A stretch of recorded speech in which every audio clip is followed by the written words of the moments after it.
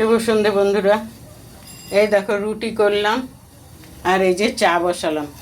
তোমরা তো জানো দুপুরবেলা আমি এক জায়গায় গেছিলাম, তার কারণ আমার ফোনটায় সেট আপটা ঠিকঠাক হয়নি, ওই জন্য দিদির ছোটো মেয়ের বাড়ি গেছিলাম, মানে গোপার বাড়ি গেছিলাম। গোপার ছেলে আমাকে ওটা ঠিক করে দিল। আর আমার ঘরের দুর্দশা দেখো, এই দেখো, তাড়াহুড়ো করে এসেই ঠাকুর পুজো দিয়ে টিফিন খেয়ে চলে গেছিলাম। যাচ্ছিলাম আমি হালি শহরে, কিন্তু যার কাছে যাচ্ছিলাম সে ছিল না, যার জন্যই আমি গোপার বাড়ি চলে গেছিলাম। যে যাই, এক জায়গায় বেরিয়েছি যখন, তখন আর ঘরে ঢুকবো না, এক জায়গায় না এক জায়গায় চলেই যাব। তবে হ্যাঁ, বেরোবার আগে আমি ঘরে যখন জামা কাপড় পরেছি তখনই আমি ফোন করেছিলাম তাদের। তারা বললো আমরা নেই, আমি গেছি বাপের বাড়ি, যার জন্য আর আমার যাওয়া হয়নি। তা চা করি। যাই হোক, এই জিনিসপত্রগুলো গুছালাম।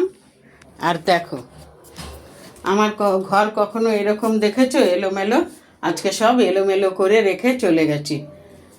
এই যে চা হয়ে গেছে। যাই হোক, চাটা খাবো। এই ঘর গুছালাম, এবার চাটা খাই।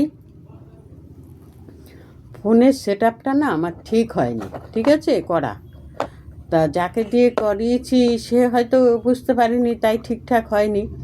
তাই আমার ওই নাতিটার কাছে গেছিলাম। তা ও আবার সেট আপটাকে ঠিক করে দিল, বললো তো 5 দিনের মধ্যে ঠিক হবে, যদি না ঠিক হয় সত্যি তুমি আবার এসো।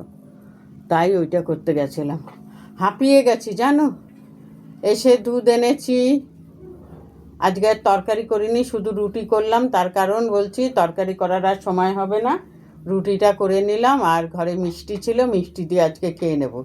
ও সুগার খেলেও হচ্ছে, না খেলেও হচ্ছে, একদিন খেলে কিছু হবে না। তাহলে রাখি বন্ধুরা, আসবো আবার অন্য কোনো ভিডিওতে।